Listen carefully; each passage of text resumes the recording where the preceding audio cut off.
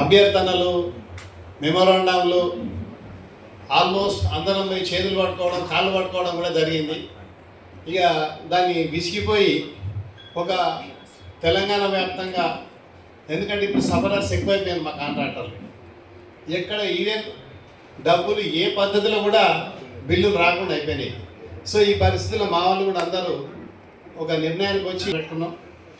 దానికి గాను నీ సహాయం కోరుతున్నాం. ఎందుకంటే జనంలకు మేమేంది, అసలు ఏం జరుగుతుందనేది మీరు కూడా కొంచెం జనానికి తెలియజేసుకుంటూ, మా డబ్బులు వస్తేనే సమాజంలో టర్నోవర్ అవుతుంది, మార్కెట్లు బాగుపడతాయి, మళ్ళీ మళ్ళీ పనులు చేస్తారు.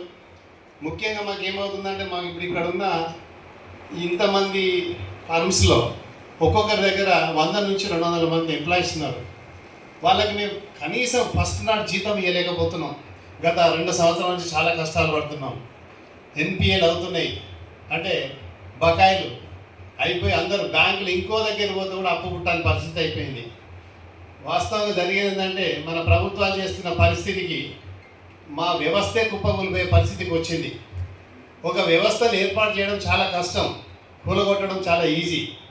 ఈ వ్యవస్థను నాశనం చేస్తే మన రాష్ట్ర అభివృద్ధికే చాలా నష్టం. అది మన నాయకులకు గమనిస్తున్నారా లేదో తెలియదు, కానీ చాలా ఇబ్బందికరంగా ఉంది. దాని గురించి ఇప్పుడు మా బిల్డర్స్ అసోసియేషన్ ఆఫ్ ఇండియా నుంచి మా national vice president Shri Satyamurthy గారు, అలాగే మా మాజీ స్టేట్ చైర్మన్ శ్రీ సుబ్రహ్మణ్యరావు గారు, అలాగే మాజీ ఇమీడియట్ స్టేట్ చైర్మన్ సురేందర్ గారు, అలాగే మా నాయకులు, మా జిల్లా నాయకులు అందరూ వచ్చిన్నారు.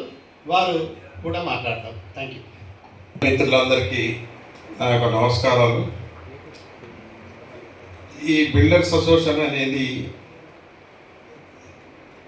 స్వాతంత్రం కంటే పూర్వము 1941లో స్టార్ట్ అయింది.